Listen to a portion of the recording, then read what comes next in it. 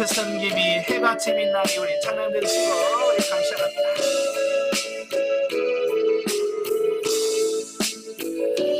당신의 그 섬김이 전국에서 해같이 빛나니 당신의 그 영선이 전국에서 해같이 빛나니 당신의 그 믿음이 전국에서 해같이 빛나니 당신의 그 충성이 전국에서 해같이 빛나니 주님이 기억하시면 좋다니 예수님 사랑으로 가득한 곳은 전사도 흠모하는 아름다운 그곳은 전에서 해같이 빛나니 당신은 그 순종이 전국에서 해같이 빛나니 당신의 그 사랑이 전국에서 해같이 빛나니 당신의 그 찬송이 전국에서 해같이 빛나니 당신의 그 헌신이 전국에서 해같이 빛나니 주님이 기억하시면 좋다니 예수님 사랑으로 가득한 곳은 전사도 흠모하는 아름다운 그곳은 전국에서 해같이 빛나니 아멘. 기도하겠습니다. 은혜로우신 아버지 감사합니다. 오늘도 우리를 사랑하셔서 귀한 시간 허락해 주시고 훈련 과정, 대인관계, 생명단계를 같이 나눌 수 있도록 은혜 주셔서 감사합니다. 오늘 말씀 나눌 때 성령께서 우리 지각을 이루셔서 깨달아지게 하시고 그 말씀대로 사라지는 놀라운 역사가 우리 가운데 있도록 도와주옵소서. 시종을 주님께 맡겨오며 예수님의 이름으로 감사하며 기도합나이다. 아멘. 예, 시간은 우리 훈련과정 교재 206페이지입니다. 훈련과정 206페이지를 보시면 영성적 대인관계, 생명단계가 나오게 되어집니다. 자, 생명단계. 우리가 영성을 형성해서 우리가 신령한 집을 짓는 데 있어서 크게 4기둥이 있다라고 지금까지 배우셨죠? 그래서 첫 번째 기둥이 성령의 구원사역이에요. 첫 번째 구원사역은 우리 영 안에서 이루어지는 겁니다. 우리 영이 거듭나고 중생한 영이 자라고 성숙해서 예수 그리스도의 장성한 분량까지 성장해 가면서 우리의 삶이 예수님처럼 변화되어지고 새로워지는 사역이 바로 성령의 구원 사역이라고 볼 수 있어요. 자, 두 번째 기둥은 성령의 은사 사역이라고 볼 수 있죠. 자, 성령의 은사 사역은 우리 인간이 범죄하고 타락해서 정말 하나님의 말씀대로 살 수 있는 능력이 우리 안에 없어요. 그죠? 선을 행할 능력이 없는 거예요. 그래서 살 수는 우리에게 하나님께서 살아라 그러면 살 수가 없어. 그래서 하나님께서는 그냥 우리에게 그냥 살으라고 하지 아니하시고 우리에게 은사와 능력을 덧입혀 주셔서 살 수 있도록 만들어 주시고 살 수 있게 하셨다. 예, 그래서 우리의 은사와 능력을 덧입혀 주셔서 우리의 체질을 바꾸시고 우리의 가치관을 바꿔서 하나님 말씀대로 살게 하시는 사역이 성령의 은사 사역이다 라고 보시면 되겠어요. 그 다음에 세 번째가 영성적 물질 관계죠. 예, 이 땅에 살아가는 동안 물질은 반드시 물질이 필요해요. 예, 그래서 하나님은 우리에게 물질을 공급해 주신단 말이에요. 그래서 우리는 하나님께서 공급하시는 그 물질을 받아서 정말 하나님의 뜻대로 물질을 잘 활용해 가는 것이 굉장히 중요한 거예요. 근데 많은 분들은 바로 이 물질이 자기 것인 줄 알고 그죠? 내 것이라고 생각해서 내 마음대로 물질을 쓴다 그 말이. 그래서 하나님은 이 물질이라는 가치관을 바꿔서 내 마음대로 쓰는 게 아니라 하나님의 뜻, 물질의 주인 대신 하나님의 뜻대로 물질을 사용하는 훈련을 해가시는 것이 바로 영성적 물질 관계다라고 보시면 됩니다. 자, 오늘 이제 마지막 네 번째, 대인 관계죠. 이 대인 관계는 우리는 이 땅에 살아가는 동안 우리는 많은 사회 생활을 하게 돼요. 사회 생활을 많은 사람들과 같이 접해야 되고, 많은 사람들과 같이 만나야 되고, 같이 살아야 될 수밖에 없는 존재란 말이에요. 근데 사람들은 각기 다르기 때문에 생각도 달라요. 자라온 환경도 달라요. 자아도 다릅니다. 모든 게 다른 사람들에게 모여 살다 보니까 갈등이 있게 마련이에요. 그래서 그 사람과의 관계를 어떻게 극복하면서 정말로 하나님의 앞에서 바르게 설 것이냐라고 하는 부분을 다루는 것이 영성적 대인관계입니다. 자, 대인관계 오늘은 마지막 네 번째 단계가 바로 생명단계다라고 볼 수 있어요. 자, 그럼 뭘 생명단계라고 하느냐? 정의. 자, 206페이지 정의 한번 보겠습니다.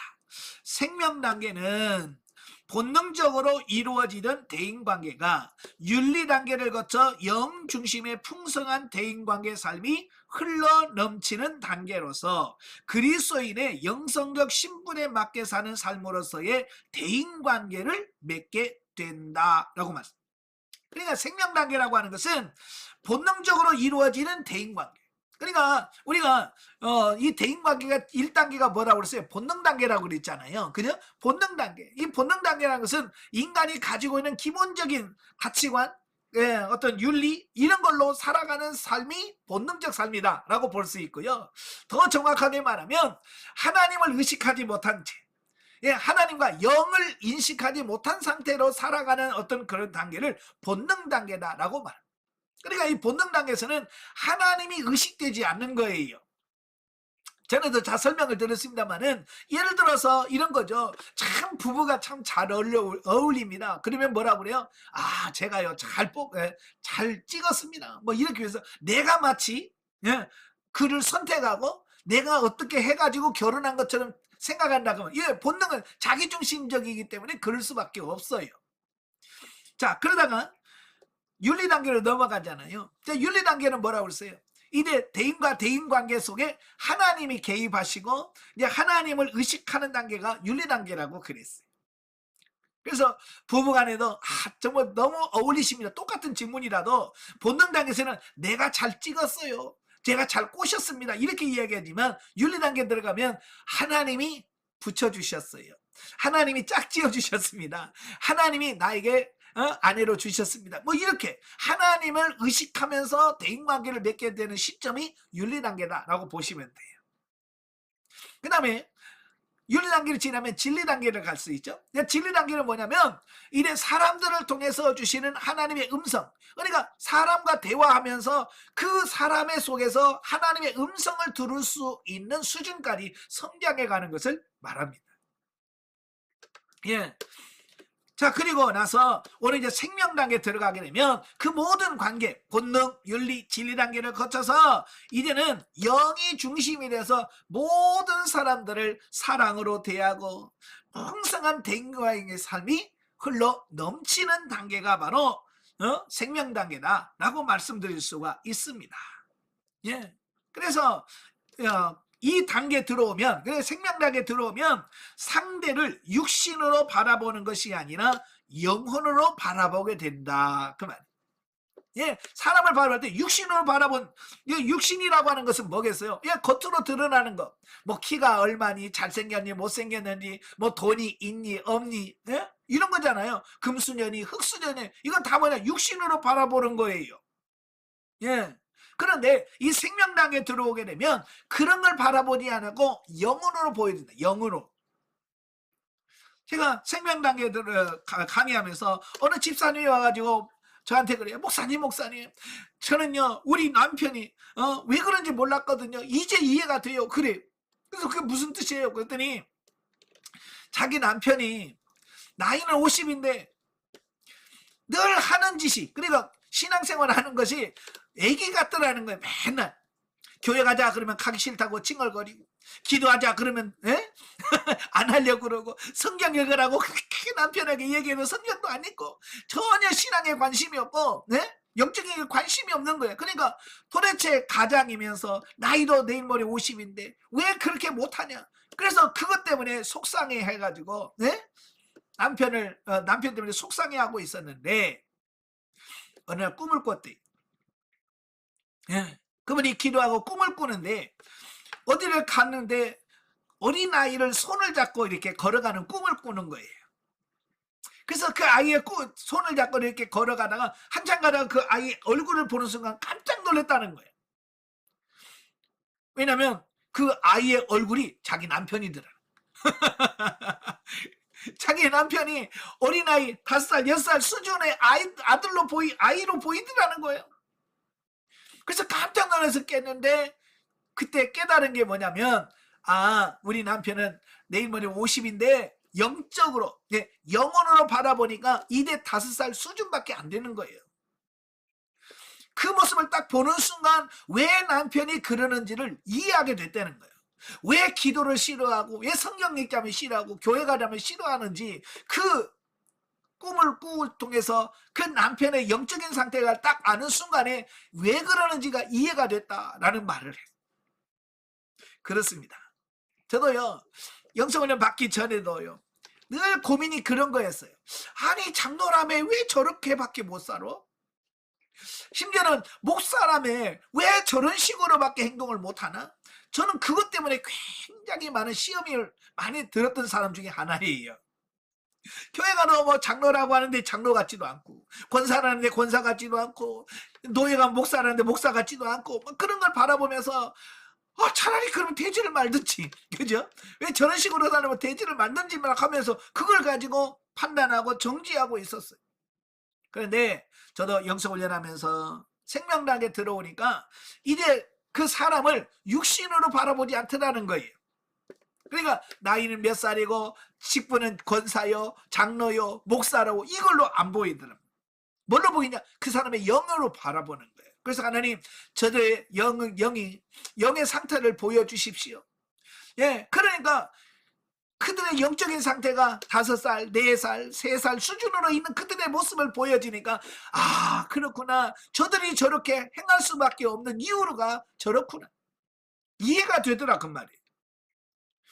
여러분도 교회 성도들을 바라보면서 그냥 육신으로만 바라보지 마십시오. 예? 목사라며 장로라며 이걸로 바라보지 말며 그것만 바라보면 우리가 실망하고 낙심하고요. 그를 우리가 판단하고 정지할 수밖에 없어요. 그러나 그 영혼을 바라보면 정말로 그럴 수밖에 없구나 이해가 되어져. 예, 용서가 되고 용납이 되고요. 그를 위해서 기도해 줄 수 있는 이런 부분이 되더라. 이래 여러분도 가족에서 부부간에도 저 상대방의 영적인 상태를 보여달라고 기도하십시오.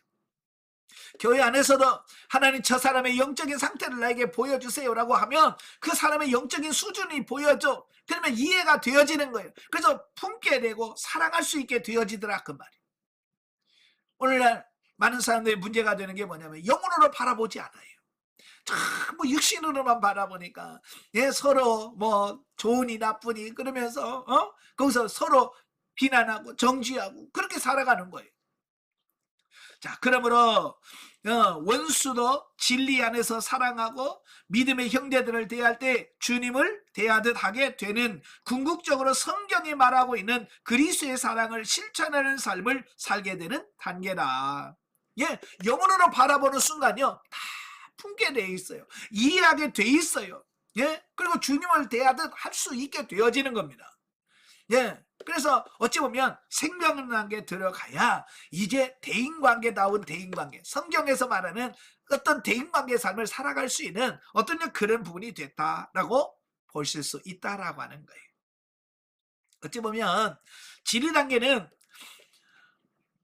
하나님께서 사랑하라고 하니까 말씀에 의해서 살아가는 수준을 진리 단계라고 볼 수 있어요. 예를 들어서 이런 거예요. 누가 막 미워 죽겠어. 미워 죽겠는데도 하나님이 미워하지 말고 사랑해라. 그러면 네 알겠습니다. 미워하지 않고 사랑하겠습니다. 그래서 하나님 말씀에 의해서 사랑하려고 하는 그것이 진리 단계라고 한다면 생명 단계는 그 수준을 뛰어넘어서 이제 내 안에서 사랑이 흘러나와서 사랑하게 되어지는 어떤 이런 단계다라고 보시면 되겠어요. 자, 1번 생명 단계에서 말하는 사랑의 두 가지 차원. 자, 생명 단계에 들어오게 되면 이 차원이 다른 이런 사랑의 차원이 있는데요. 첫째, 1대1 관계에서의 생명적 사랑. 자, 대인 관계에 있어서 생명 단계에 들어갔다라고 하는 것은 곧 그리스도의 사랑을 덧입어 실천하는 삶을 사는 것을 의미한다. 즉, 생명 단계는 사랑의 극치가 이루어지는 단계라고 말할 수 있다. 생명적 차원에서의 사랑은 어이상 조금은 추상적으로 느껴지는 사랑이라는 말보다는 조금 더 실제적이고 현실성 있게 다가오는 충성과 헌신의 개념이 더 적절하다고 본다. 자, 이 생명단계에 들어오게 되면요, 다른 사람을 사랑을 해야 되는데요, 정말 내 사랑으로, 내 인간적인 사랑으로 사랑할 수 있을까요? 없어요. 저도요, 진리단계 들어가면서 한계가 느끼는 게 뭐냐면, 내 사랑, 내가 가지고 있는 육신의 사랑으로는 도저히 그를 사랑할 수가 없더라고. 아무리 노력을 해도요, 내 사랑으로, 내가 가지고 있는 사랑으로 사랑할 수가 없어. 그래서 하나님이 늘 기도했던 게 뭐냐면, 주여, 나는 사랑할 수 없습니다. 주님의 사랑으로 나를 덧입혀 주십시오. 내 사랑이 아니라 주님의 사랑으로 사랑할 수 있게 해주세요라고 눈물로 기도했습니다. 그렇게 기도하다 보니까요, 진짜 내 안에 주님의 사랑이 채워지는 것을 느껴. 자, 그러면서 주님의 사랑이 내 안에 다 채워지니까 정말로 그 주님의 사랑으로 살아갈 수 있게 되더라고. 제가 진리단계에서 간증을 했잖아요. 사랑할 수 없는 사람, 진짜 사랑할 수 없는 사람을 사랑하려고 열심히 한 달, 두 달을 기도해. 기도를 두 달 기도하니까 겨우 촛불 같은 조금 사랑의 불씨가 내 안에서 자라더라. 피어올라. 근데 눈 뜨면 사라져. 기도하면 사랑이 조금 솟아 올라오는데 눈만 뜨면 그게 사라져. 그래서 또 기도하니까요, 거의 한 달 반을 기도하니까 이제 눈을 떠도 그 사랑의 불씨가 식어지지 않고요, 꺼지지 않고 그대로 있어요. 근데 문제는 뭐냐면 그 사람만 보면 꺼져. 기도만 하면 막 사랑할 것 같고요, 사랑 막 기도하면 정말로 품을 것 같아. 근데 막상 그 사람 얼굴만 보면 꺼져. 안 돼. 그래서 정말로 하나님 앞에 몸부림치면서, 하나님 정말 주님의 사랑으로 그 영혼을 사랑할 수 있게 되도록 기도해. 기도하기 5개월 반 거의 6개월을 기도하니까요, 이제 그 사람을 바라보고도 꺼지지 않고 사랑할 수 있게 되더라고요. 그러니까 이 사랑이 그냥 되는 게 아니라, 그냥 사랑해야지 라고서 되는 게 아니라, 이렇게 사랑하려고 몸부림치는 과정에서 사랑이 덧입혀짐으로써 사랑할 수 있게 되어지더라, 그 말이에요.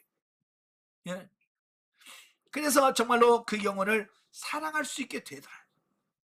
여러분도 정말 사랑할 수 없는 사람이 있다면 여러분 사랑 갖고는 도움이 안 돼요. 우리 가지고는 안 돼요.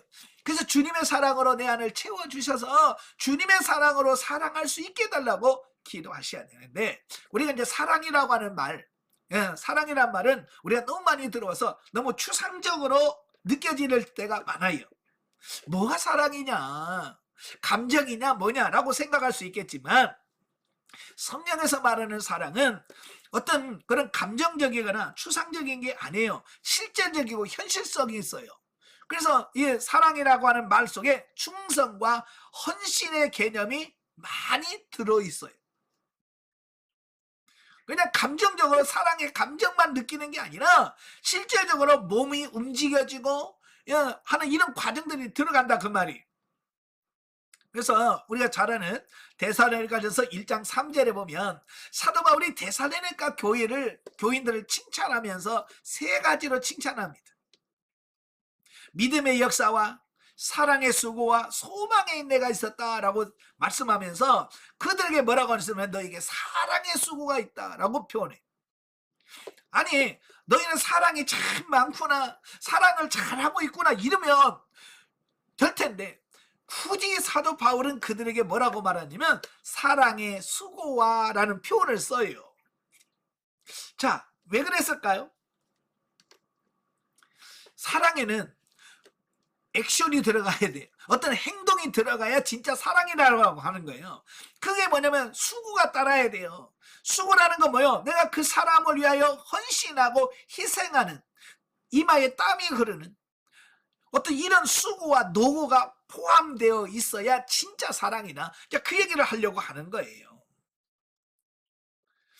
근데 많은 사람들은요, 이 사랑을 그렇게 수고와 헌신으로 이해하지 않고요, 그냥 감정적으로만 사랑을 하게 되고 도리어 그 사랑이라고 하는 것을 통해서 상대방을 이용하려고 하는 그런 수단으로 사랑을 사용할 때가 많더라 그 말이에요. 요즘 젊은 성도들이 그래요.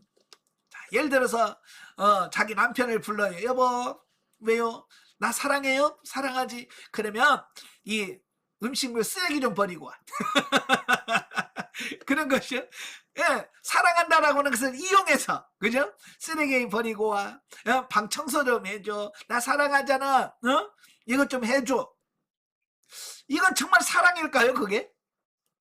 그건 사랑이라고 하는 걸 통해서 상대방을 이용해 먹는 거지 사랑이 아니에요. 진짜 사랑이라고 하는 것은 뭐냐면 그 사람을 위해서 내가 희생해주고 헌신하는 거예요. 그러니까 말로만 사랑이 아니라 어떻게 하면 내가 그 사람에게 사랑으로 섬길까? 예. 그러니까 진짜 남편이 아내를 사랑하게 되면 뭐 할 거예요? 예. 청소기 돌려달라고 안 해도 청소기 돌려드림. 왜? 사랑하니까. 설거지 해달라고 말 안 해도 해줍니다. 왜? 사랑하니까. 예. 반대로 여러분도 마찬가지예요. 남편을 사랑하면 열심히 일하고 온 남편에게 설거지 해달라고 하겠습니까? 남편을 사랑하는데 설거지 해준다고 해도 뭐예요? 아, 됐어, 내가 할게요. 왜? 사랑하니까. 이게 사랑하니까 어때요? 서로 해주려고 하고 서로 섬기려고 하는 거예요. 요게 진짜 사랑이지. 사랑하니까 설거지 해줘요, 뭐 해줘요, 이건 이용해 먹는 거지 진짜 사랑이 아닌 거예요. 그래서 사도 바울은 바로 진짜 사랑이 뭔지를 가르쳐 주려고 사랑의 수고와라는 표현을 썼다라고 하는 말이에요. 아시겠죠? 네. 그래서 요한일서 3장 18절에도 자녀들아, 네? 우리가 말과 혀로만 사랑하지 말고 오직 행함과 진실함으로 해라. 아마 이때도 사람들이 말로만 사랑했던 것 같아요. 여보 사랑해요, 말로만 사랑한다고, 성도님 권사님 사랑합니다 라고 말로만 했던 것 같아요. 그러니까 이 사도가 야 말로만 하지 마라, 오직 행함과 진실함으로 해. 내가 정말 그를 사랑한다라면 그게 표현되어야 된다는 거예요. 삶으로 나타나야 된다라고 말씀해 주는 거예요. 여러분, 우리가 사랑의 모델이 뭐냐면 하나님의 사랑이잖아요. 아가페 사랑, 하나님이 우리를 사랑하시잖아요. 여러분, 하나님이 우리를 사랑한다라고 말로만 하셨나요? 아니에요. 하나님은요, 우리를 사랑한다라고 말씀하시면서 그의 사랑하는 독생자 외아들을 우리를 위하여 십자가에 죽으시도록 내어 주신 분이 하나님이시죠. 예수님도 우리를 사랑한다라고 말 때 내가 너 사랑해 라고 말로만 하지 않으셨어요. 예수님은요, 자기 생명을 십자가에 못 박혀 내주면서 우리를 사랑하셨어요. 그러니까 이건 말이 아닌 거예요. 하나님이 우리를 사랑한다는 것은 말이 아닌 거예요. 얼마나 사랑했으면 자기 아들을, 독생자를 내어주면서까지 사랑할까요? 얼마나 사랑했으면 자기 생명을 내어주면서 사랑할까요? 요게 진짜 사랑이라 그 말이에요. 우리도 사랑이라고 하는 것은 그 안에 희생과 헌신이 담겨져 있을 때 그게 진짜 사랑이다라고 말씀해주고 있어요. 자, 곧 하나님과 이웃에게 완전히 헌신하는 삶이 생명적인 삶이라. 헌신에는 반드시 희생이 따른다. 그죠? 헌신하는데 자기의 수고와 땀과 이게 들어가 있어야지. 그게 없으면 사랑이 아니라고 하는 거예요. 그러니까 자기 희생이 없는 헌신은 거짓이다. 그런 헌신은 하나님과 자기를 기만하는 것이다. 예, 전혀 희생도 없고 헌신도 없으면서 하나님 사랑합니다 라고 하는 것은 이건 기만하는 거예요. 남을 속이는 겁니다. 자, 현실적으로도 하나님을 위하여 그리고 이웃을 위하여 시간을 허비한다든지 목숨을 허비한다든지 물질을 허비한다든지 하는 희생이 따라야만 진정한 희생이라고 할 수 있다라고 하는 겁니다. 그러니까 내가 누구를 사랑한다면 그 사람을 위해 내가 시간을 내줘야 돼. 예. 그리고 그 사람을 위해서 내가 물질을 희생을 해야 돼. 예. 근데 아무것도 안 하고 난 너 사랑한다라고 말하면 그 말은 그냥 말에 불과하다 그 말이에요. 진짜 사랑한다면 희생이 따라가야 돼. 예. 자, 우리는 과거에 자기중심적이고 타산적인 생각을 가지고 이웃을 대해왔다. 지금도 신앙생활 한다고 하면서도 그러한 상태를 답보하고 있을지도 모른다. 예, 오늘도 친구들 사귀면서도 자기가 손해보지 않으려고 하는, 예, 손해보지 않으려고 어떻게 보면 친구들을 이용해서 뭔가 이득을 취하려고 하는 어떤 이런 부분들을 보게 되잖아요. 그래서 가끔 보면 오늘 밥 사라 네가, 오늘 네가 커피 사라. 우리가 내가 그들을 사랑해서 내가 대접하고 해야 되는데 그게 아니라 친구들 이용해서 야야 네가 오늘 밥 사, 네가 커피 쏴.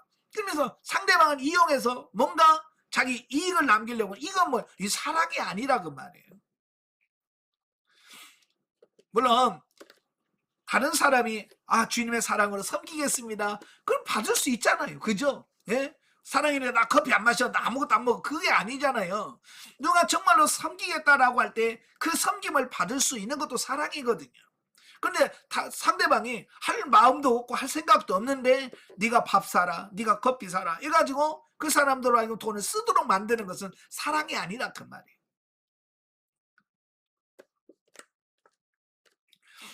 자, 그러한 상태를 답보하고 있을 모른다. 대인관계에서의 삶이 생명단계에 이르면 자기 육신의 이익을 위한 계산이 없어진다. 예. 지금도 이렇게 계산하면 안 돼요. 네가 예전에 10,000원짜리 밥 샀지? 그러면 내가 오늘 10,000원짜리 밥 사줄게. 이런 계산이 가면 안 돼. 예. 여러분도 아직도 그런 계산이 많이 나오잖아요. 예를 들어서 여러분 교회에서 누가 청첩장을 돌리면 우리가 제일 먼저 보는 게 뭐예요?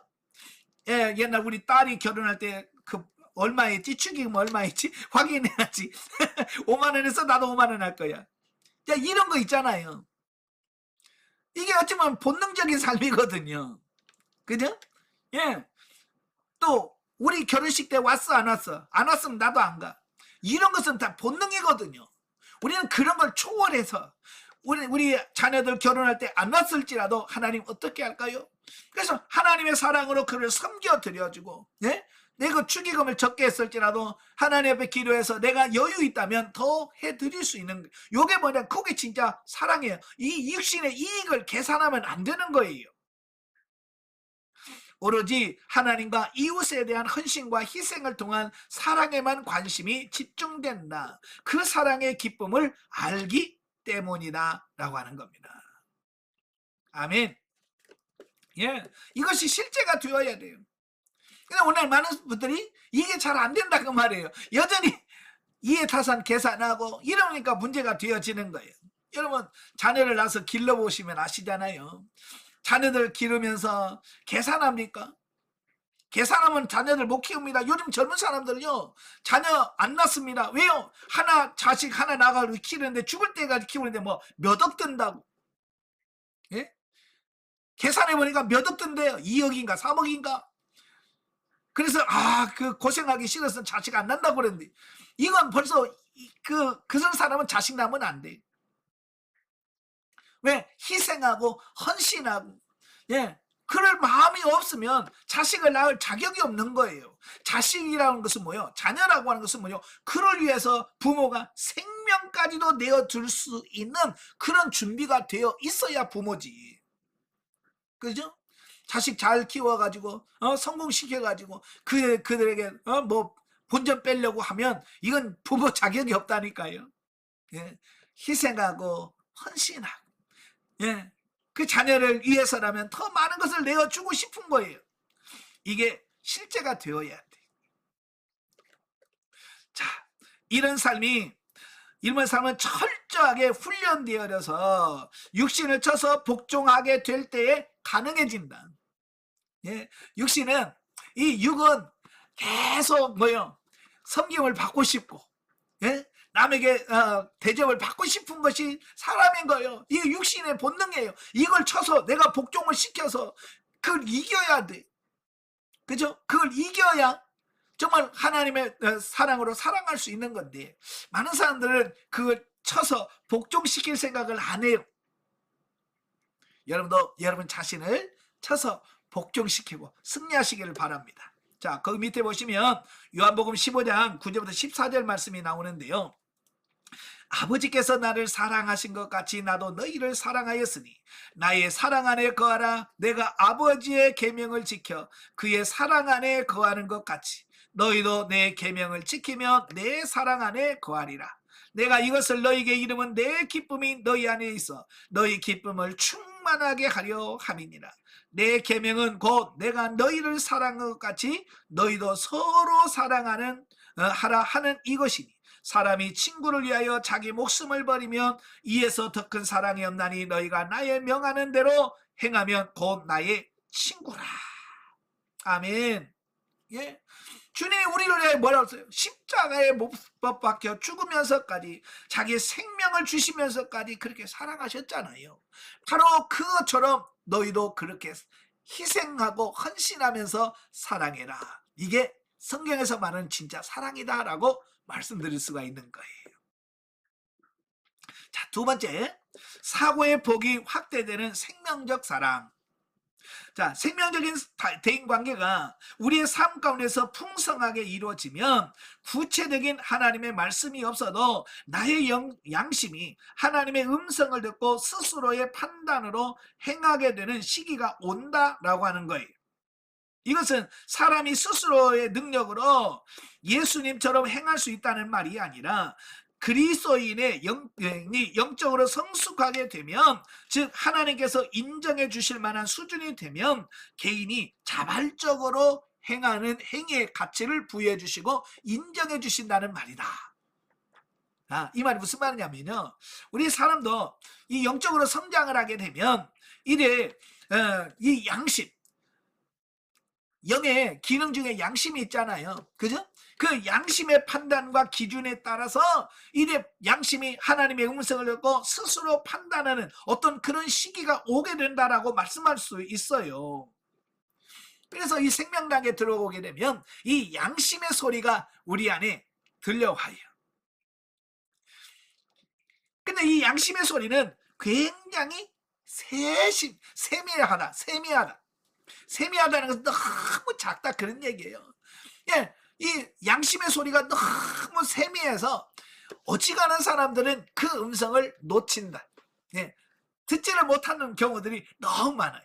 왜? 너무 스무스하게, 제가 표현할 때 마치 스치는 바람처럼 쑥 지나가요. 그래서 우리가 정신을 안 차리고 깨어있지 않으면 그 양심으로 오는 그 소리를 우리가 놓치는 경우가 너무 많은 거예요.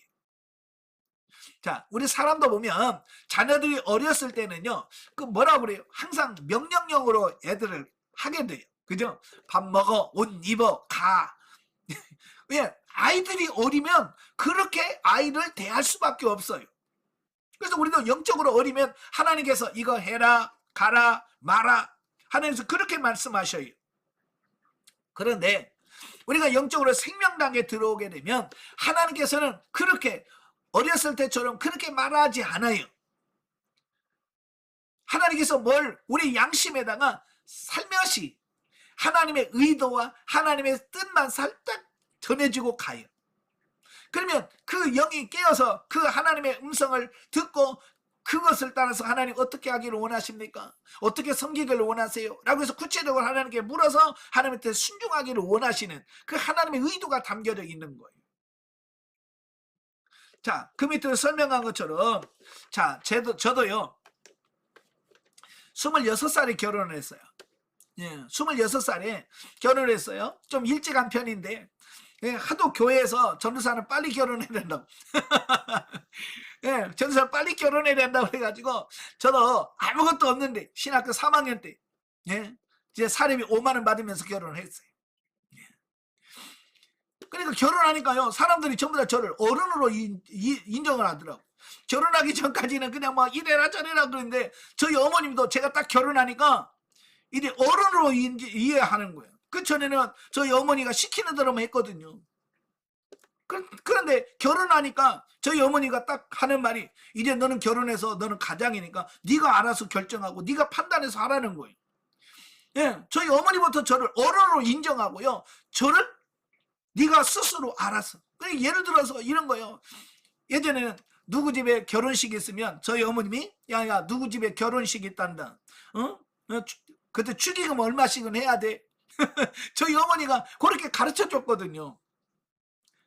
그런데 결혼하고 나니까 이제 네가 알아서, 예? 네가 알아서 축의금도 결정하고, 예? 갈 건지 말 건지 네가 알아서 결정하고, 네가 판단해서 네가 알아서 해. 예, 그래서 누구 결혼식이란다 말만 전하지, 가라 마라 뭘 해라 이런 말 안 하시더라고. 그걸 보면서, 사람도 그렇구나. 사람도 결혼해서 어른으로 되면 그 어른으로 대우를 해주는 것처럼 하나님도 마찬가지구나. 자, 이걸 깨닫게 되어지는 거예요. 그래서 여러분도 옛날처럼 하나님 확실하게 좀 말씀해 주세요.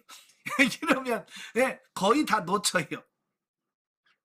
양심으로 스치는 바람처럼 싹 지나가는 그 하나님의 마음을 이해하고, 그렇군요. 하나님 어떻게 할까요?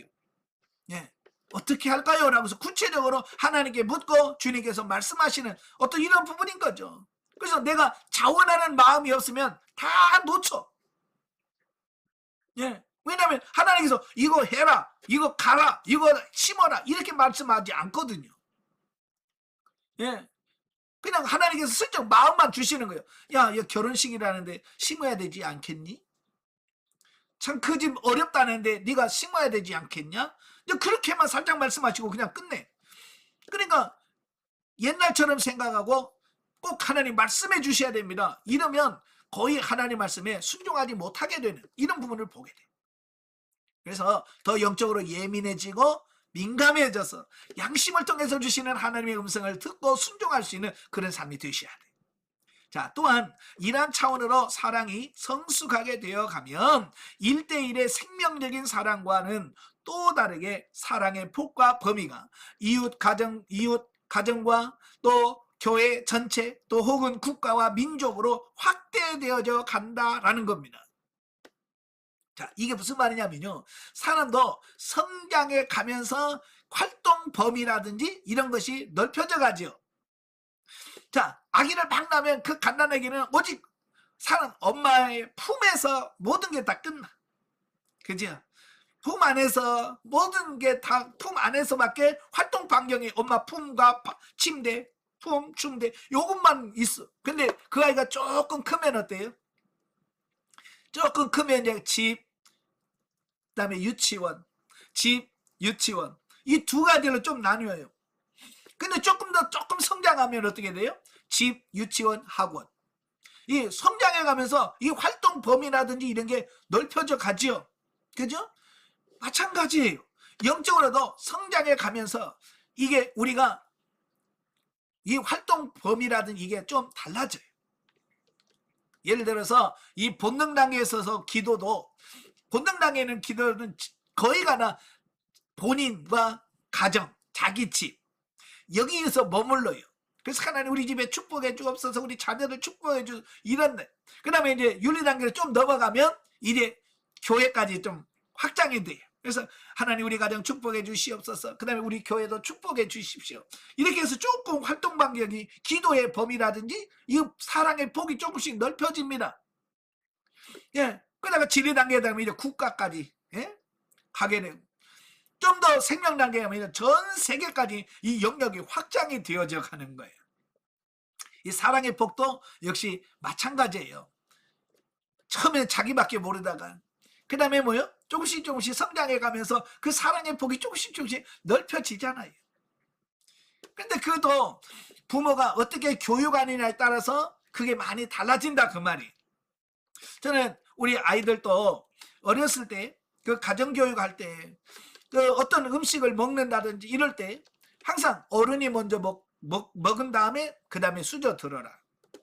그 다음에 너만 먹지 말고 다른 사람들 챙겨라. 제가 늘 우리 아이들에게 가르쳤던 게 그런 거예요. 그러니까 예를 들어서 과자 한 봉지를 사온다고 치더라도 과자 한 봉지를 사서 너희들 먹으라 던져주는 게 아니라 과자 봉지를 튼 다음에 아이들로 하여금 제일 어른부터 줘라. 예. 그래서 우리 아이들도 보면 어렸을 때 과자 봉지 딱 뜯으면 제일 먼저 가장인 저의 입에다가 하나 넣어주고 그 다음에 엄마 입에 넣어주고 그 다음에 누나 입에 넣어주고 자기 입에 들어가는. 이게 항상 그런 걸 가르쳤거든요. 하나님도 우리들에게 그렇게 훈련시키시는 겁니다. 물질을 주고 여기는 이번에는 여기다 심어 여기다 심고 이렇게 심어 라고 하나님께서 그 의무와 책임 단계에서부터 또 본능 단계에서부터 차근차근 하나님께서 심는 훈련을 시켜가. 그런 차근차근 훈련시켜가는 거예요. 그래서 하나님이 지금 여러분들 지금 넓혀가는데 지금 여러분이 어느 수준까지 넓혀져 갔는가? 이제 교회까지 갔는가? 아니면 국가까지 갔는가? 아니면 세계까지 가 있는가? 자, 이런 폭이 얼마만큼 넓혀졌는가라고 하는 부분은 여러분이 얼마만큼 훈련하고 통과했느냐에 따라서 그 폭이 넓혀지는 이런 부분들을 보게 되죠. 네. 자, 자기 가정밖에 모르던 사람이 대통령이 되면 자신의 문제를 초월하여 온 국민을 돌아보는 국부로서의 삶을 사는 것처럼 우리도 이와 같은 생명적인 단계로 속히 나아가야 한다. 자, 이게 무슨 말이냐면, 자, 우리가 국민의 한 사람으로서 문제를 바라보는 것과 국회의원이 돼서 나라를 바라보는 것과 대통령이 되어서 나라를 바라보는 시각은 전혀 다를 거예요. 그죠? 예. 우리는 뭐 이러쿵 저러쿵 막 무슨 얘기하면서 뭐 정치를 잘하니 못하니라고 우리 입장에서 그렇게 말할 수 있을 거예요. 그런데 국회의원의 입장에서 보면 또 다를 거예요. 우리의 보는 관점하고. 그러면 대통령에 대해서 최고봉에 이르러서 우리를 바라보는 시각은 다르다 그 말이에요. 예. 그래서 가끔 대통령이 되기 전에는 우리가 공약이라고 하죠. 내가 대통령이 되면 이렇게 하겠습니다. 그래서 공약을 하잖아요. 근데 막상 그럼 대통령의 딱 자리에 가보니까 자기가 생각했던 것과 전혀 다를 때가 많이 있잖아요. 그죠? 그래서 가끔 보면 내가 대통령이 되기 전에 이런 공약을 했지만 이 공약이 옳지 않아서 이걸 이렇게 바꾸겠습니다. 이건 참 신실한 대통령이죠. 예. 예. 그걸 바꿀 수 있어요. 왜? 보는 관점이 다르니까. 그럴 수 있어요. 우리도 보면 그래요. 우리가 영적으로 성장하면 성장할수록 바라보는 관점이 달라. 폭이, 수준이 달라진다 그 말이에요. 여러분도 계속해서 성숙해져야 여러분의 사고와 가치관이나 바라보는 시각, 이 모든 것이 달라진다라고 하는 거예요. 자, 그 밑에 보시면 한 형제를 핍박하는 동족들이 구원받을 수 있다면 정작 자신은 저주받을 각오가 되어 있다라고 하는 사도 바울의 절규를 통해서 우리는 그가 어떠한 사랑을 가지고 자기 사랑을 민족을 사랑했는가라고 하는 것을 알 수 있다. 이 사도 바울이 그 자기를 핍박하는 유대인들을 바라보면서 그들의 구원을 위해서 기도하는 모습을 보게 돼. 만약에 여러분이 신앙생활 하는데 여러분을 막 방해하고 여러분을 막 힘들게 하고 막 핍박하고 그런 사람이 있다면 여러분 기도하겠어요? 못하겠어요? 기도하기 쉽지 않죠. 그죠? 바울도 그가 1차, 2차, 3차 전도행을 하면서 끊임없이 유대인들로부터 공격을 당하고 진짜 괴로움을 당했습니다. 어찌 보면 바울은 그가 사역을 하면서 가장 많은 고역은 다 자기 민족 동족들에 의해서 고난을 받았어요. 그러면 우리 같으면 지겹다. 내가 이제 유대인이라면 이가 갈린다 이래야 되잖아요. 근데 바울은요, 로마서에서 뭐라고 고백하냐면, 그 밑에 나오죠. 9장 1절 3절에 내가 그리스도 안에서 참말을 하고 거짓말을 아니하노라. 내가 큰 근심이 있는 것과 마음에 그치지 않는 고통이 있는 것을 내 양심이 성령 안에서 나로 더불어 증거하노니, 나의 형제 곧 골육의 친척을 위하여 내 자신이 저주를 받아 그리스도에게서 끊어질지라도 원하는 바로다. 이게 무슨 말이에요? 정말 이 유대인들이 구원을 받는다면, 내 민족들이 구원을 받는다면, 내가 차라리 내가 지옥 가면서, 내가 지옥을 가더라도 그들을 구원하겠다라고 하는 그 마음이 들어있는 거예요. 이거 굉장히 중요한 부분이에요. 얼마나 그들을 사랑했으면, 그죠? 자기 민족을 얼마나 사랑했으면 그렇게 자기를 핍박하는데도 불구하고 내가 죽어서 지옥 가더라도 저들의 영을 구원받는다면 나는 그렇게 하겠다라고 바울은 고백하고 있는 거예요.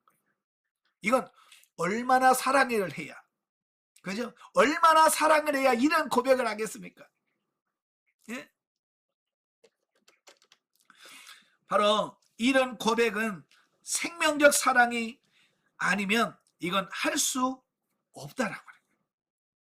정말 그 영혼을 사랑해야 자기 생명과 바꿀 수 있는 거예요.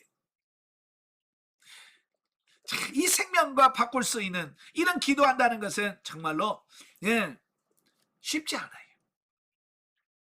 제가요, 저희 아들이 초등학교 5학년 때, 초등학교 5학년 때, 그때 홍역이 유행한 때가 있었어요. 갑자기 홍역이 막 번져가지고 학교 다니는 애들이 막 홍역 앓고 하는 그때예요. 어느 날 우리 아들이 학교 갔다 오더니 몸이 이상하다고, 꼭 감기가 든 것처럼 춥고 막 그런다고 그래요. 그래서 나는 감기인 줄 알았죠. 뭐. 감기인 줄 알고 있었더니 감기가 아니고 홍역이었던 거예요. 막 얼굴에 열꽃이 막 피고 막 그래요. 그래서 병원에 갔더니 홍역이라고. 야, 홍역이 무섭긴 무섭더라고요. 하여간 일주일을 꽁꽁 앓고 학교를 못 가고 아무데나 못 가고요. 그냥 막 너무 힘들어하고 있는 어느 날 저녁에 잠을 자는데 얘가 막 숨소리가 숨이 넘어올 것 같은 거예요. 그 너무 힘들어하는 거야. 막 열도 나지 막 그런 막 너무 힘들어. 그래서 새벽 1시 정도 됐을 거예요. 저도 잠깐 잘 졸다가 우리 아들이 끙끙대고 힘들어하는 모습을 보고 제가 1시쯤 됐을 거예요. 새벽 1시쯤. 제가 저 아들을 머리에 손을 얹고 기도했습니다. 하나님, 이 아들이 너무 힘들어합니다. 이 아들이 너무 고통스러워하고 힘들어하니까 하나님, 제가 대신 아플 테니까 나에게 이 모든 아픔을 나에게 주십시오. 내가 이 아들 대신에 내가 이 아픔을 겪었으니까 내가 질 테니까 하나님 이 아들을 고쳐주세요라고 울면서 하나님께 기도했어요. 한참을 하나님께 기도하고 눈물로 기도하는데요, 주님의 음성이 들렸어요. 네가 네 아들을 그만큼 사랑하느냐? 그래서 제가, 그럼요, 제 아들을 제가 이만큼 사랑하죠. 제 생명과 바꿀 만큼 우리 아들 사랑합니다.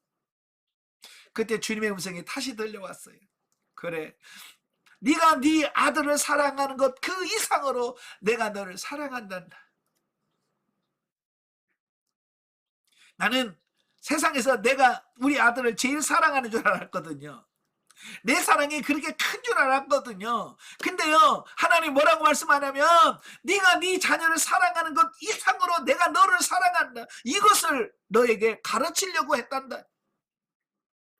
그걸 말씀해 주시는 거예요.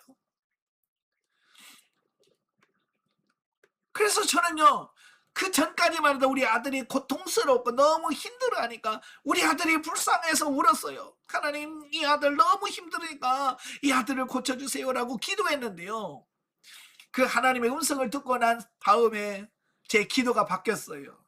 하나님이 나를 이만큼 사랑하신다고요. 하나님이 정말 나를 정말 사랑하신다고요. 감사합니다. 그래서 처음에는 우리 아들이 불쌍해서 울다가 주의 음성을 듣고는 하나님의 사랑 때문에 울었어요. 왜? 하나님의 사랑이 너무 크다는 걸 깨달아지니까 너무 감사한 거예요. 그래서 울면서 하나님께 기도하니까 하나님께서 우리 아들을 치유하기 시작을 했어요.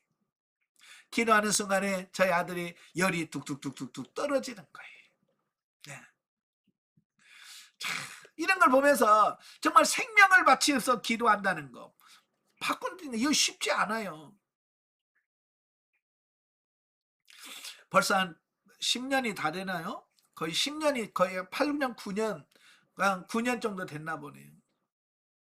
제가 안양에서 목회하는데요, 저희 교회 젊은 여집사님이 자궁경부암으로 병원에 입원해서 그가 고통 중에 있었습니다. 그, 그 말기 암이 굉장히 그 통증이 심하거든요. 예. 그래서 그 사탕 마약이라고, 마약 사탕이라고 하는 거 계속 입에 빨고, 빨고 다녀야 이 통증이 조금 이길 만큼 고통스러워하는 그 집사님의 모습을 보면서 제가 교회 와서 하나님 앞에 철회하면서 기도했습니다. 하나님, 그 집사님의 고통을 보니까 너무 안타깝습니다. 저는요, 그때까지만 해도요, 제 생명을 바꾸려고 하는 마음은, 정말 이걸 바꿔주세요라고 하는 자신이 없어서 뭐라고 기도했냐면, 제가 하나님께 기도하면서, 하나님, 제 남은 생애가 몇 년인지는 모르겠지만, 제가 남아있는 생명의 연수가 몇 년인지를 모르지만, 하나님, 그 집사님하고 저하고 반반 나누겠습니다. 그러니까 내가 80까지 산다면 30년에 살 건데, 그러면 서로 15년씩, 나 15년 살고 그분 15년 좀 살게 해주세요. 내가 100살이 내 수명이라면 20년, 20년 이렇게 나눠서 살겠습니다. 그렇게 해주십시오. 제 생명의 절반을 주겠습니다. 그래서 그 여집사님을 위해서 그렇게 울면서 기도했어요. 하나님께서 제 기도를 듣지 않으시고요, 그 집사님을 데려가셨어요. 장례를 치르고 나서 제가 느낀 게 그거예요. 정말 내가 그 영혼을 사랑했다면, 정말로 그 영혼을 사랑했다면 내 생명하고 바꿔달라고, 내가 내 생명을 취하고 그 영혼을 살려주세요라고 했어야 되는데, 제가 겨우 반반 나누자고 기도한, 제가 너무 뭐랄까요, 초라한 거예요. 너무 초라한 거예요. 그 이후에 2년이 지난 이후에 제 밑에 저희 집사람 바로 밑에 처제가 유방암으로 굉장히 어려움을 당했을 때예요. 병원에 다니면서 복수가 차고 거의 막 어려움을 당했을 때 정말 하나님 앞에 또 기도하기 시작을 했습니다. 그때는 정말로 하나님 앞에 조금 2년 동안 지났다고요, 제가 뭐라고 기도했냐면, 하나님, 제 생명하고 좀 바꿔주세요. 저를 데려가시고 그 영혼을 살려주세요. 오늘 사도 바울이 고백했던 그 기도, 내가 생명이 끊어질지라도 저들이 구원받는 것을 원합니다, 이렇게 기도했던 것처럼 제가 그렇게 기도했습니다. 하나님, 그 생명을 살려주고 저를 대신 하나님 데려가 달라고 그렇게 정말 밤새 철회하면서 기도했어요. 근데 하나님께서 그렇게 하지는 않으셨어요. 생명을 바꿔주시는 않았지만 그 이후로 하나님께서 그냥 데려가실 그 처제를 8년 동안을 생명을 연장시켜 주셨어요. 8년을 연장시켜 주시고 작년에 데려가셨어요. 자, 그걸 보면서 하나님께서 저를 깨닫게 하시는 게 그런 거예요. 정말로 정말 얼마만큼 사랑해야 내 생명을 그 사람하고 바꾸자고 기도할 만큼 성장할까. 이건 어떤 이해관계를 떠나서 정말 그 영혼을 정말 사랑하지 않으면 자기 생명을 바꾸려고 하는 기도 못할 겁니다. 그죠? 그러니까 우리가 정말 이 단계까지 가야 된다라고 하는 것을 말씀해 주고 있습니다. 자, 그 큰 두 번째, 생명단계 두 가지 특징이 나옵니다. 생명단계 들어가면 사랑의 특징이 두 가지가 나오는데요. 첫째 뭐냐, 본능이나 윤리단계에서 다가왔던 문제들이 크게 여겨지지 않는다라고 하는 거예요. 먼저 우리들은 대인관계에 있어서 생명단계에 들어가면 모든 문제가 해결되고 또 전혀 시험거리가 없는 것처럼 오해하기 쉬운데, 그런 오해부터 접어두자. 자, 제가요 3년 수료하고 나니까요, 밑에 있던 훈련받은 분들이 뭐라고 말씀하냐면, 목사님은 좋으시겠어요. 수료해서 끝나서 이제 아무 문제가 없지요. 이제 목사님은 아무 어려움 없지요. 이런단 말이에요. 아니더라고요. 저는 처음에는 3년만 훈련 끝나면 진짜 아무 문제가 없고 고난이 없고 그냥 탄탄대로만 평탄대로만 쫙 열릴 줄 알았는데요, 그렇지 않더라고요. 그 훈련할 때보다도 훨씬 더 큰 어려움이 오는 거예요. 더 큰 고난이 오는 거예요. 그래서 처음에는 이거 뭐지? 왜 그러지? 훈련 받을 때야 훈련 중이니까 하나님 나 훈련시키느라고 그러겠지라고 생각했는데, 그걸 뛰어넘어서 내가 수료하고 나서도 그 어려운 문제들이 더 오더라는 거예요. 자, 왜 그럴까? 그랬더니 여러분, 하나님은 계속해서 나를 영적으로 성숙해 가길 원하셨던 거예요.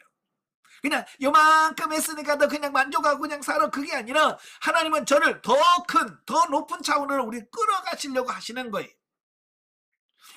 사실은 우리가 초등학교 책을 보면 어쩌면 우리 인생 중에 제일 쉬운 게 초등학교 책이잖아요. 그죠? 초등학생은 초등학교 책이 어려워. 초등학교 때 중학생 책을 보면 이걸 어떻게 해? 이제 그러잖아요.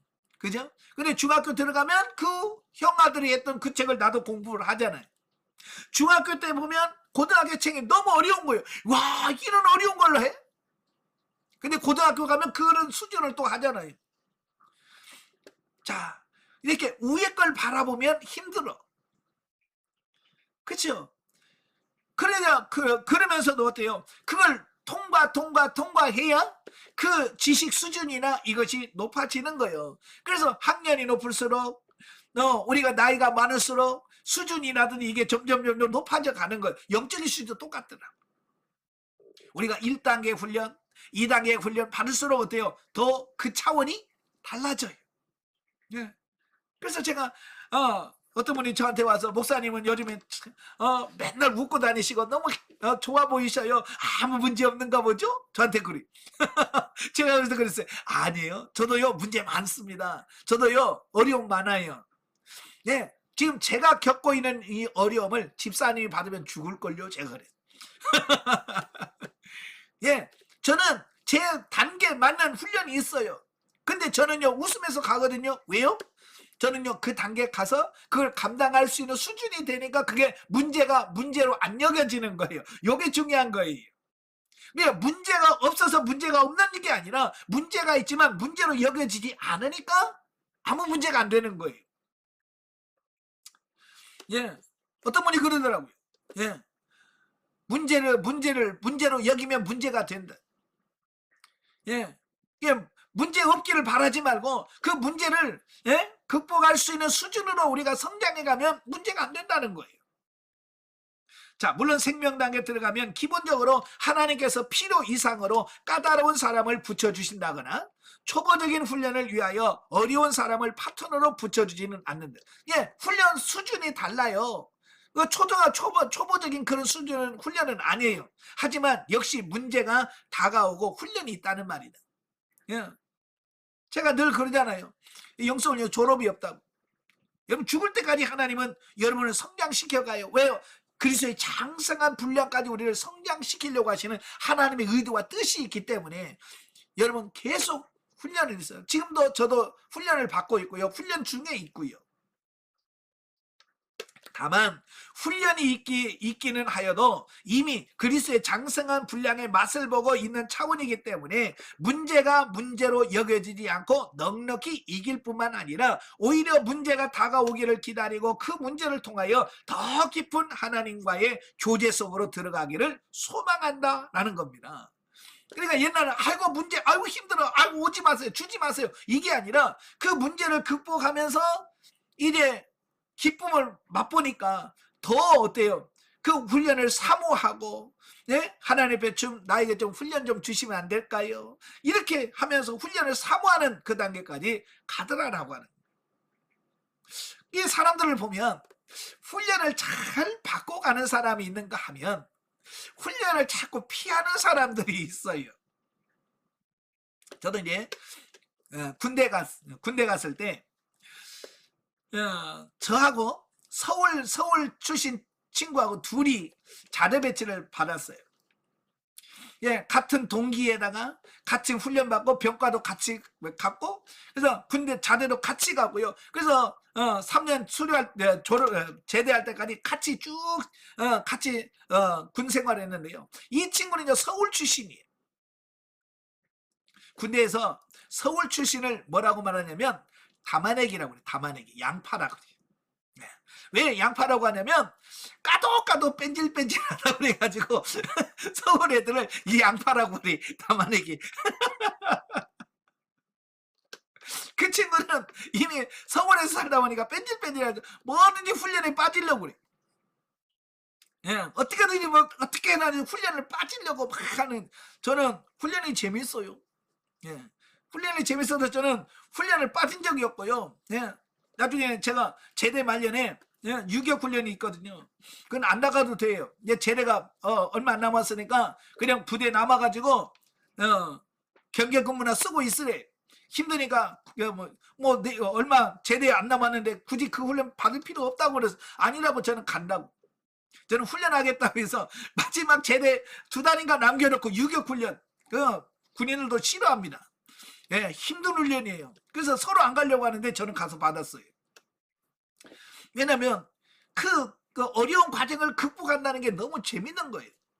예, 뭐 위에서 뛰어내리고 뭐 산에 올라가서 레펠 타고 막 이렇게 하는 거 너무 재밌는 거예요. 저는 그게 재밌어요. 훈련하는 게 재밌어서 저는 가서도 훈련한단 말이에요.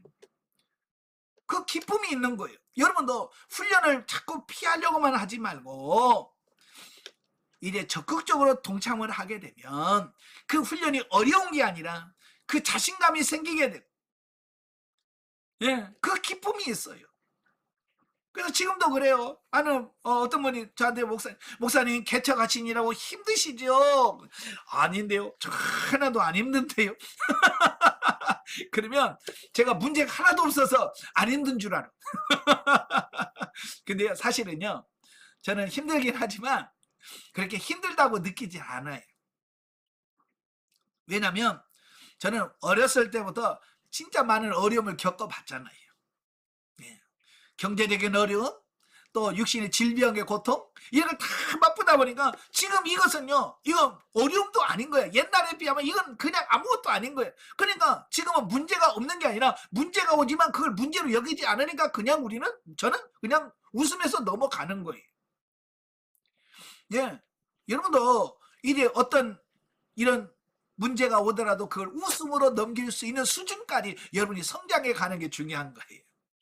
대인관계에서 누가 쪼아대고 누가 뭘 해도 그걸 웃으면서 넘어갈 수 있는 수준으로 여러분이 어떻게 해야 돼요? 성장해 가야 돼요. 그 수준으로 가야 돼요. 그 수준으로 가면 이런 문제는 아무 문제가 되지 않아요. 자, 두 번째가 뭐냐? 초보 단계에서 나를 괴롭히는 원수들이 내게 굴복하고 떠나간다 라고 하는 거예요. 자, 요셉의 결국을 보자. 예를 들어서 요셉을 드는데요. 요셉을 멸시하고 고통 중에 몰아넣었던 형들이 요셉의 발 앞에 무릎을 꿇었다. 또 요셉에게 누명을 씌워 감옥에 보냈던 보디발의 아내가 요셉의 부하가 되어 요셉의 앞에 머리를 쪼아리는 처지가 되었다. 사단의 상징인 바로 왕도 사실적으로 요셉의 실질적인 통치권을 인정할 수밖에 없었다. 자, 여기서 저는 궁금한 게 그거예요. 자, 요셉을 팔아버린 형들을 봤을 때 요셉이 뭐라고 그래요? 예, 형들이 나를 팔았으므로 한탄하지 마소서, 근심하지 마소서. 당신들이 판 것이 아니라 하나님이 우리를 구원하시려고 나를 먼저 보냈습니다 그랬잖아요. 요셉은요, 개인적인 감정으로 그 사건을 바라보지 않았어요. 만약에 개인의 감정으로 바라봤다면 그 형들 만났을 때 여러분 어떻게 했을 것 같아요? 요셉이 나를 팔아 주리를 틀어라 아마 그랬을 것 같아요. 여러분 같은 아마 그랬을지도 모르겠죠. 예? 예. 그런데 요셉은 어떤 개인의 감정으로 그걸 바라보지 않고 하나님의 관점에서 그걸 바라보니까 아 형들이 팔았지만 하나님이 나를 애굽의 총리로 세우시려고 하나님께서 그들을 이용하신 것 뿐이야. 그러니까 그들을 미워할 이유가 없는 거죠. 그러니까 그들에게 한탄하지 마라, 근심하지 마라, 당신들이 나를 판 것이 아니라 하나님이 나를 이웃으로 인도했다. 또 한 가지 궁금한 게 보디발의 아내를 요셉이 어떻게 했을까? 그죠? 네, 왕 다음에 총리잖아요. 왕 다음에 높은 자리에 올라간 요셉이 과연 보디발의 아내를 어떻게 했을까? 여러분 어떻게 했을 것 같아요? 성경에 기록이 없죠. 저 같으면 어떻게 했을 것 같아요? 주리를 털어라 그랬을 것 같아. 네가 나를 유혹하고 나를 감옥에 들어가? 너 때문에 내가 2년이나 내가 생고생해서 네가 대신 들어가서 고통받아봐라. 아마 그랬을지도 모르겠지만 성경에 아무런 기록이 없어요. 그래서 이걸 보면 아마 요셉도 그 형들을 용서했듯이 보디발과 보디발의 아내를 용서해 주었을 것 같아. 도리어 그들에게 네가 나를 그렇게 해서 나를 감옥에 들어감으로 내가 총리가 될 수 있었어. 고마워. 아마 그랬을지도 모르겠죠. 오늘 우리가 나를 힘들게 하는 어떤 누군가에게 요셉이 형들에게 고백했던 그 고백이 우리의 고백이 돼야 되고 여러분의 고백이 돼야 된다 그 말이에요. 근데 우리는 그 정도로 우리가 아직 안 됐잖아요. 그죠? 그래서 지금도 여러분 아이고 시어머니 때문에 내가 얼마나 신입살이 한 줄 알아. 그래서 시어머니를 그렇게 신입살이 시켰다고 미워하고 그런단 말이에요. 또 신우 얼마나 미워합니까? 시자 들어간 거 싫어하잖아요.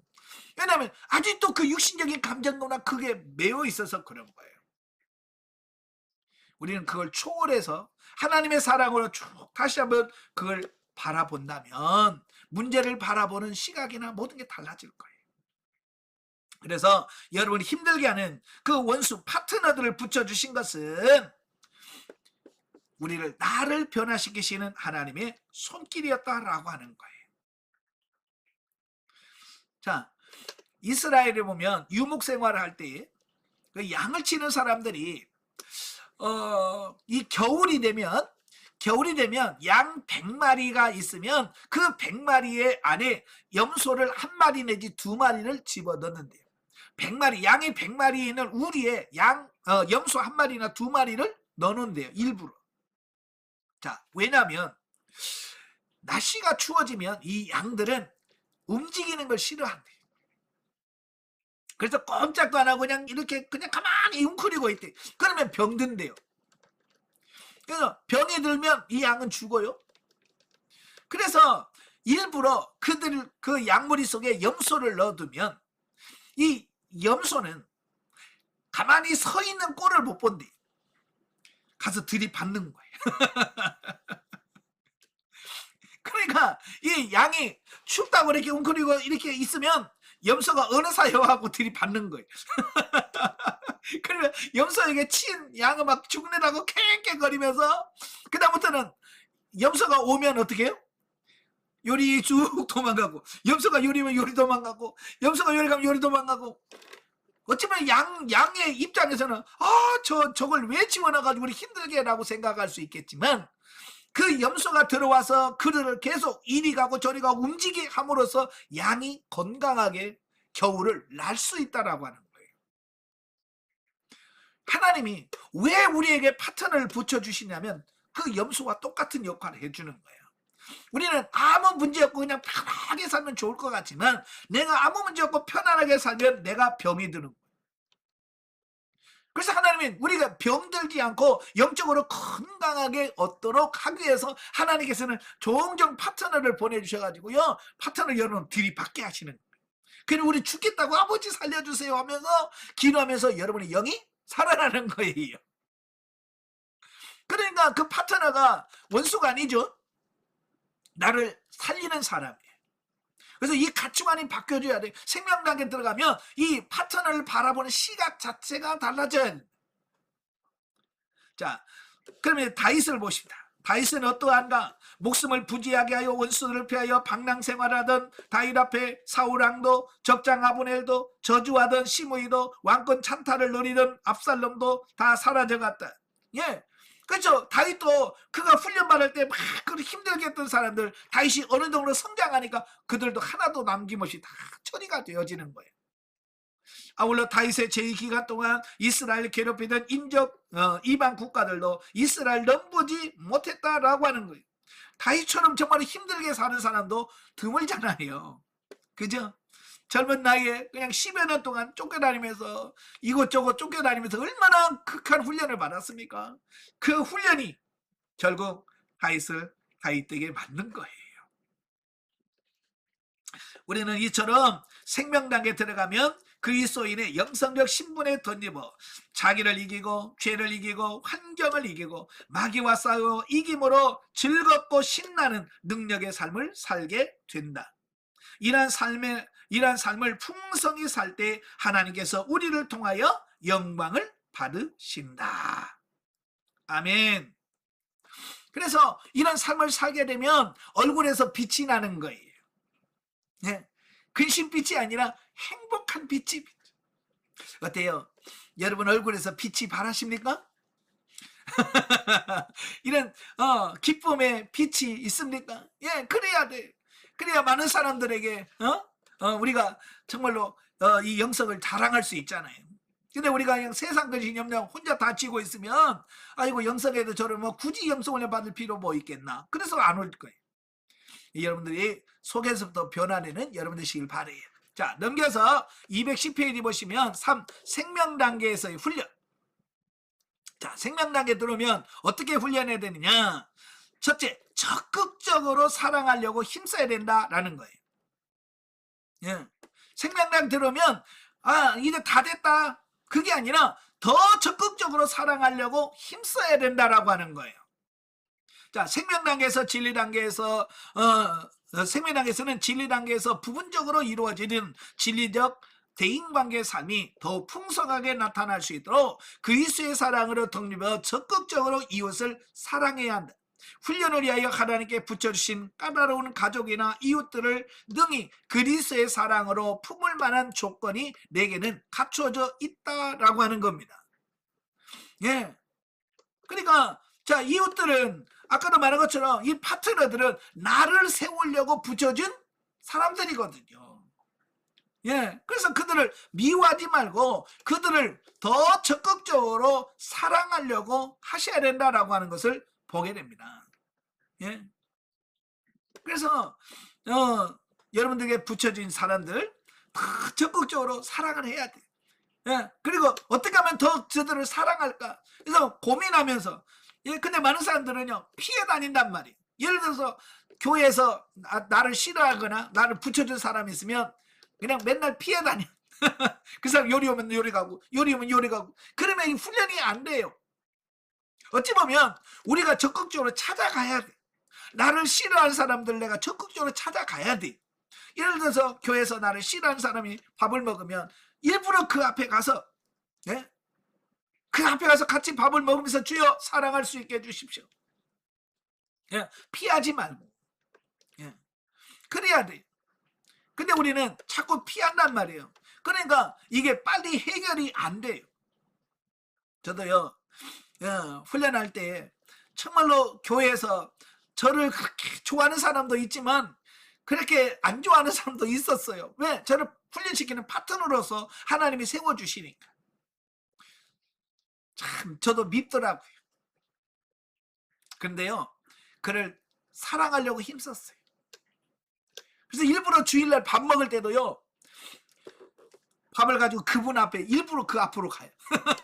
나를 제일 싫어하고 이런 사람들 앞에 일부러 그 앞에 가서 같이 밥 먹고 말 걸고 그래서 그걸 통과하려고 많이 노력을 했어요.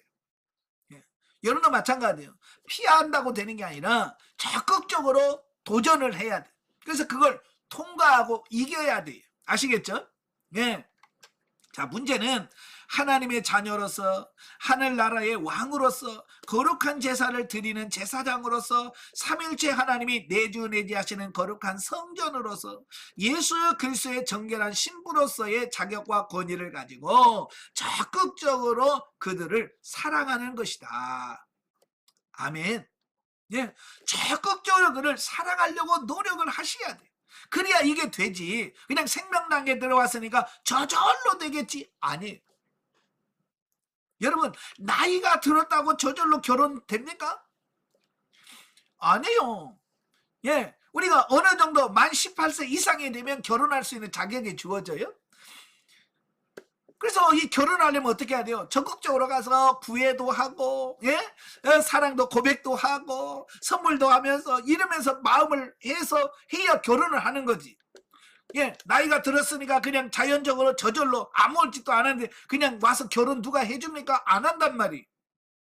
요즘에 뭐 40, 50 넘어가지고 아직 결혼도 못하고 사랑하는 사람 얼마나 많은지 몰라요. 예, 나이만 들었다고 결혼되는 게 아니라 힘써야 돼. 이 말이 무슨 말이냐? 내가 생명단계에 들어왔다고 저절로 사랑이 되고 아니에요. 내가 사랑하려고 힘쓰고 애쓰고 노력할 때 사랑이 흘러가는 거예요.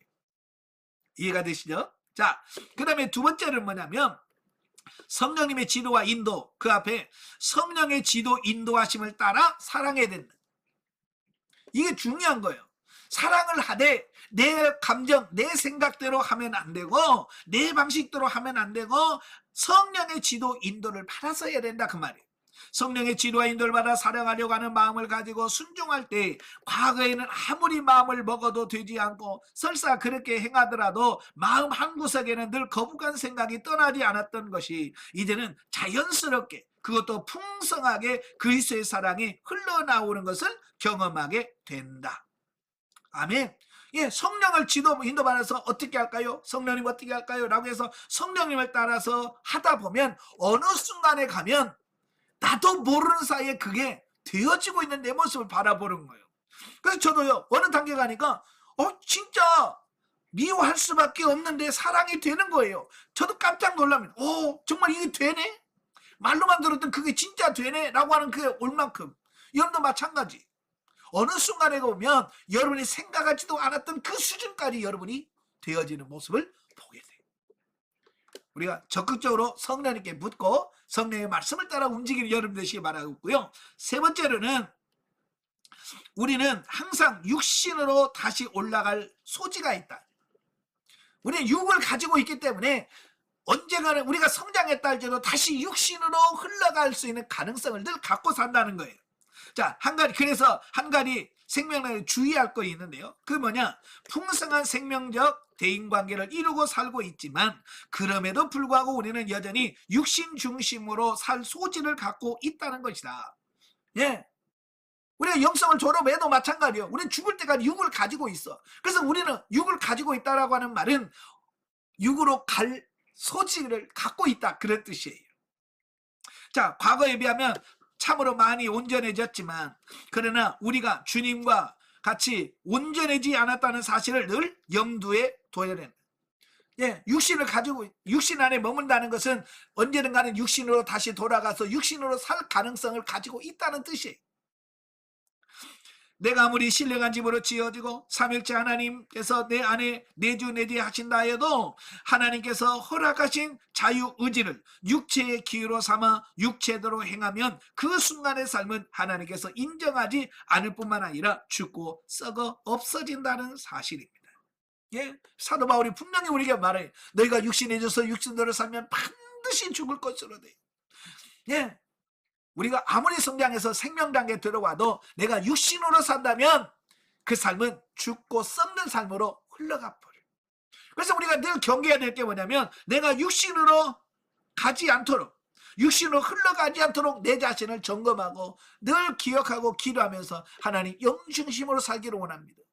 내가 육신에 져서 육신대로 살지 않기를 원합니다라고 기도하면서 몸부림치며 살아가는 여러분 자신들이 되어야 될 줄로 믿습니다. 아시겠죠? 그래서 어찌하든지 생명단계에 들어온 여러분들이 다시 육신으로 흘러가지 않고 영 안에 머물러서 정말 주님이 원하시는 삶을 살 수 있도록 항상 깨어서 기도하며 가는 여러분 되시기를 바랍니다. 기도하겠습니다. 은혜로우신 아버지 감사합니다. 오늘도 우리를 사랑하신 주님, 정말 우리가 영성적 대인관계에서 정말 주님의 사랑으로 사랑할 수 있는 우리 모두가 될 수 있도록 주님 도와주옵소서.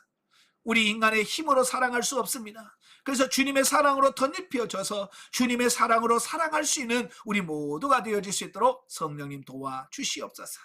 예수님의 이름으로 감사하며 기도합나이다. 아멘. 하늘께 드립니다.